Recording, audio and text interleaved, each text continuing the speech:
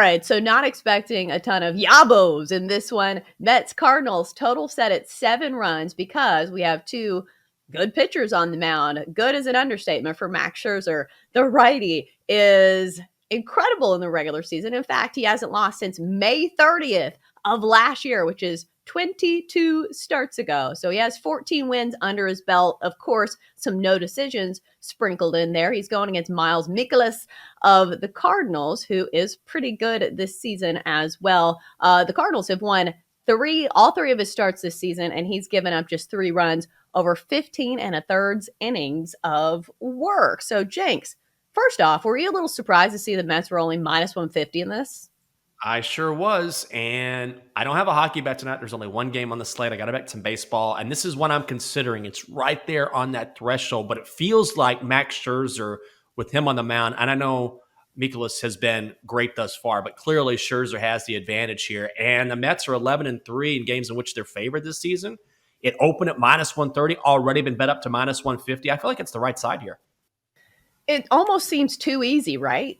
It What are the does. Mets going to do to cancel out this bad start? Because I will say that is the sabotage factor. Is the Mhm. New York Mets have a penchant for letting these guys have incredible starts and not giving them any run support. We saw this with Jacob deGrom over and over and over again. So maybe that's the problem here for the Mets, is the fact that they don't have a ton of offense and they're going against a pretty solid pitcher on the road. So I think that the Cardinals do deserve to be, in the ballpark in this one, just because it's a good team and also they're at home. But still, I would lean towards the Mets here as well. Looking at this total of 7, do you think this one goes over? I think this is pretty low total, but again, two great pitchers.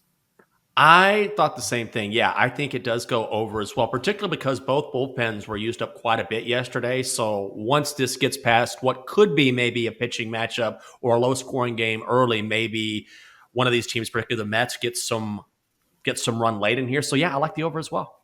And also, as good as these pitchers are, giving up a couple of runs does not make it a bad start. Scherzer is one of the kings of doing that. He'll give up a couple runs in the first inning, settle down, and end up going 7 innings and only giving up 2 runs. But when you need a total that's only 7 runs, sometimes that's the way to go, because both these pitchers can do quality starts by definition, and this total can still go over. Let's shift gears to the AL East, where the Red Sox are taking on the Blue Jays in Toronto. Blue Jays favorites at home, minus 130. It's Nathan Eovaldi, against Jose Barrios. Eovaldi having a great season so far, 1-0 with a 3.68 ERA. And Barrios has had a tough start, but rebounded pretty well in his last one and had glimpses of that prospect that we all saw earlier in his career. So, Jenks, do you have a feel on this one? Oh God, I think I might look at.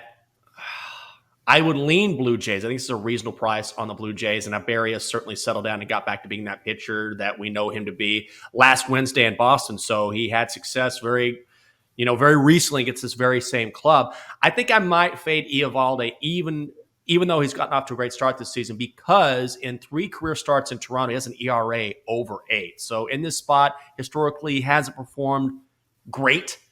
And there are some players who won't make the trip because it's in Toronto. Some of those Red Sox players are unvaccinated, which weakens that Boston lineup just a little bit. I'm not going to play this one, but I think I might actually look at the over as well. But ultimately, I'm going to stay away. Yeah, I kind of like the over too, just because both of these pitchers have already faced these lineups very recently. On April 19th, Eovaldi went against Toronto, had a good one, 4 2/3 with only an earned run. And Barrios pretty good against the Red Sox on the 20th of April. But the second time you face a lineup, it's a little tougher because batters start to know what you're throwing.